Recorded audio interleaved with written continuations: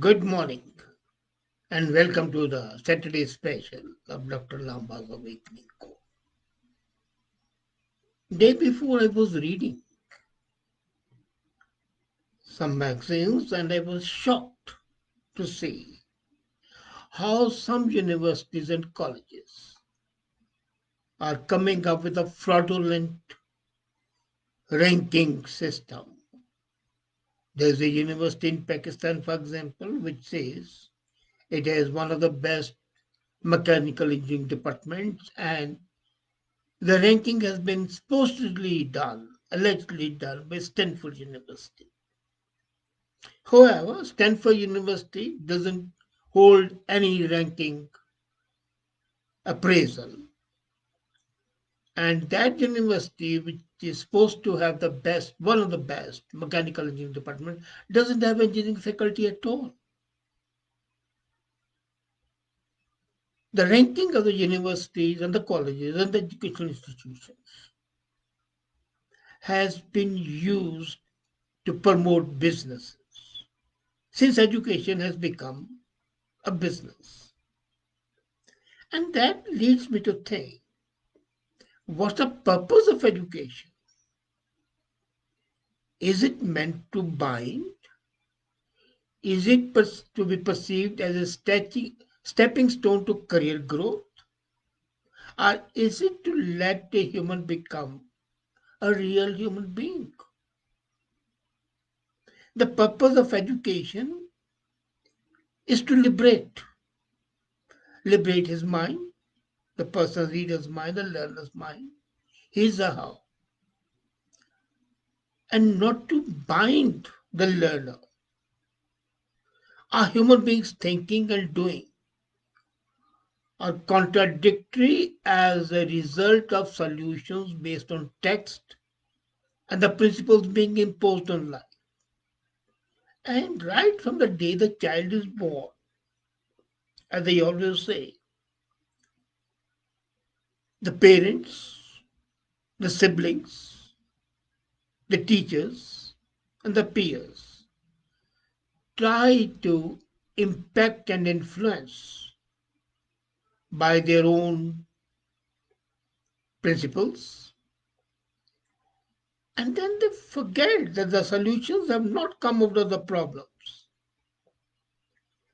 The children have been imposed on problems and the solutions are on the outside.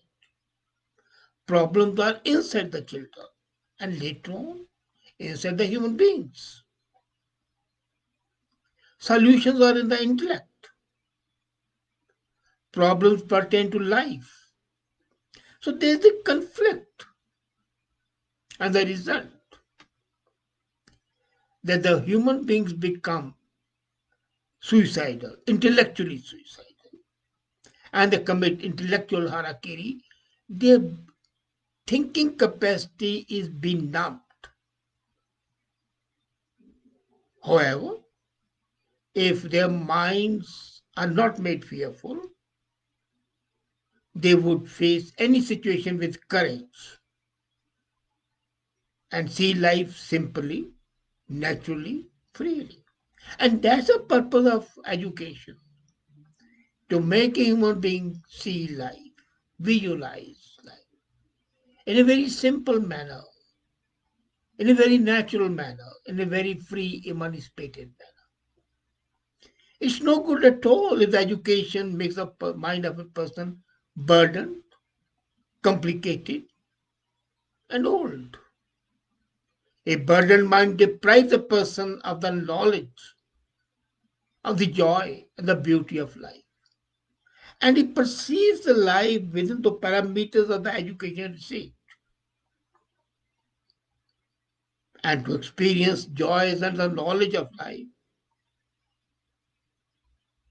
a youthful mind is required, an inquisitive mind is required, a mind which has the feeling of wow, how exciting.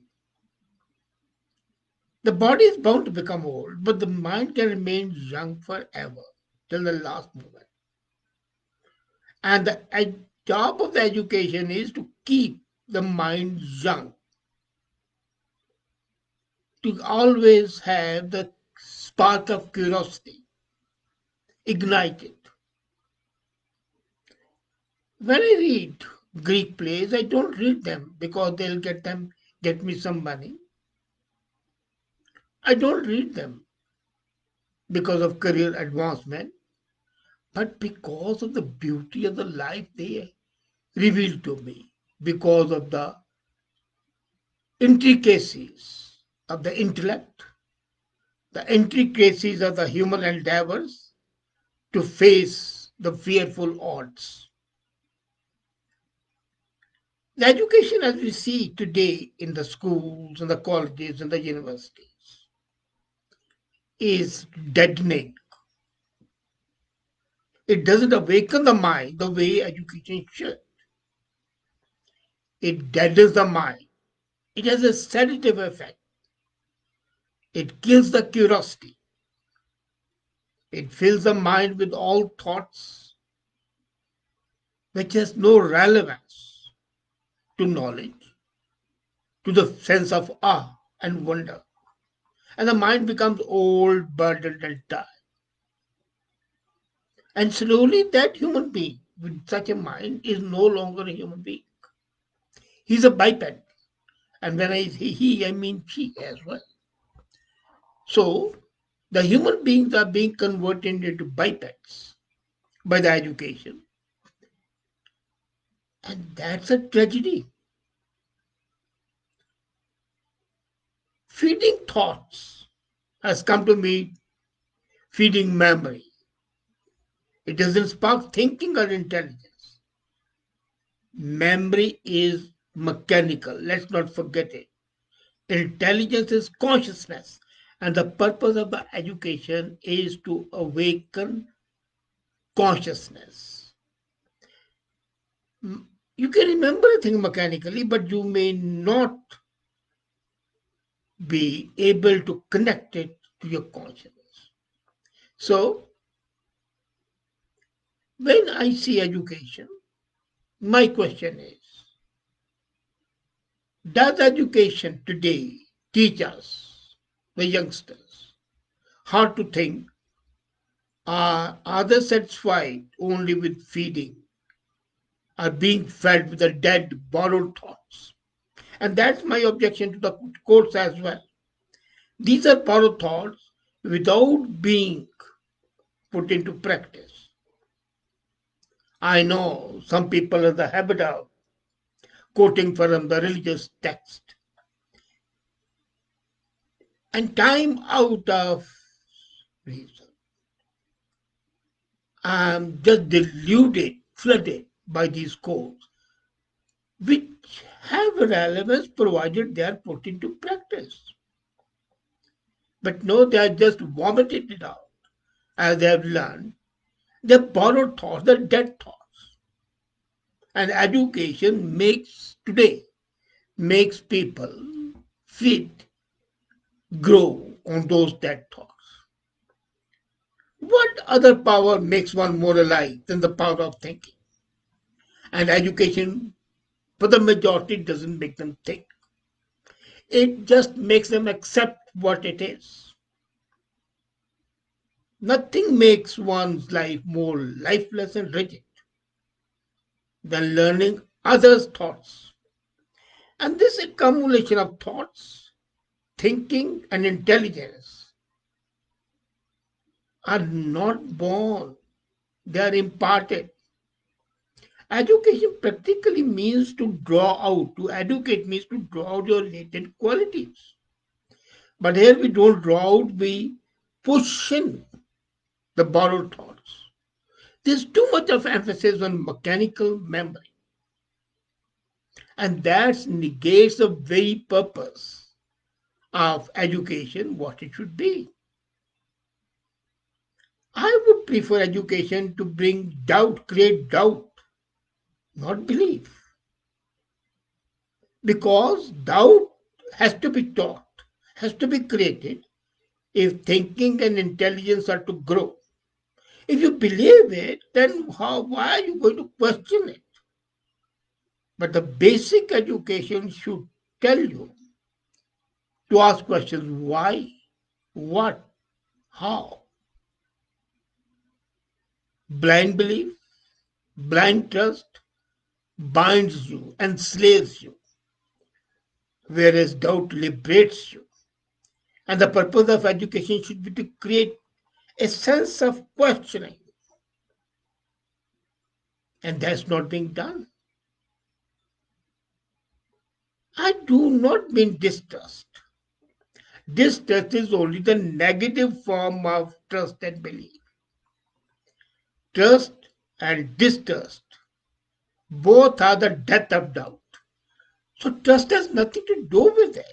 It's doubt, questioning why, how, what, where. And there is no liberating intensity of doubt. There is neither any search for truth nor the attainment if the doubt is not there. If Galileo had not doubted the concept of sun moving around the earth, he would not have come up with the revolution of the earth concept. If Bruno had not thought of astronomy as it is today, we would just have been thinking of the earth as the only center of the universe. When Harvey talked of the circulation of blood, he went against the established norm because the doubting Thomas, the doubting people are the pioneers. They are the people who are the liberators, who are the creators, and education should create them. Education should heighten the intensity of doubt so that it becomes search, and that becomes research.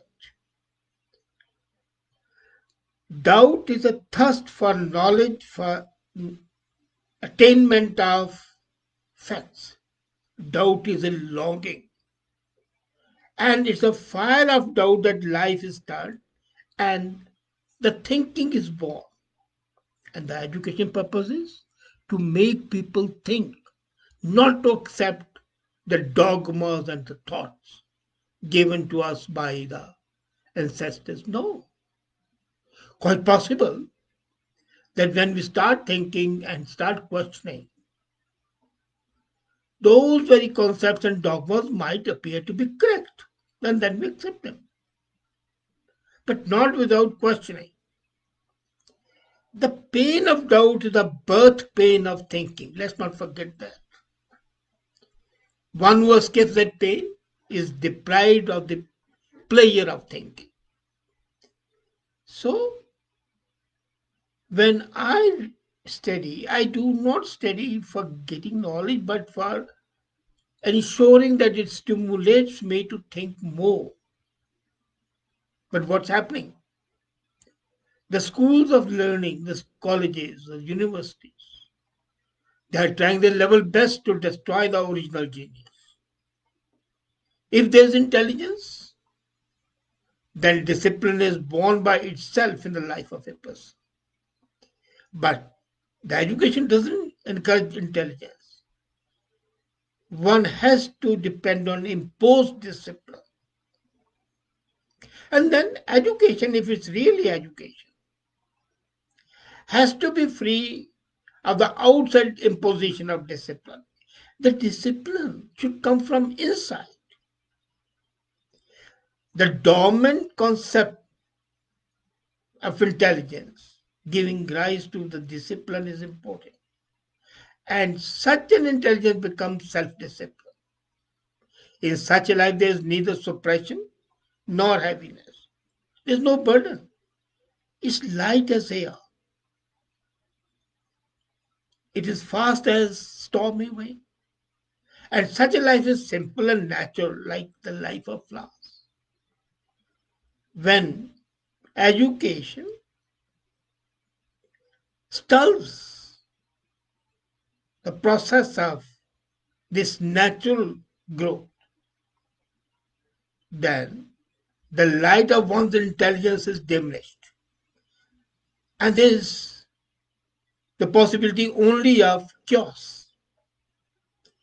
The purpose of education should be to enable a human being to create cosmos out of chaos. And the present education is failing miserably at that.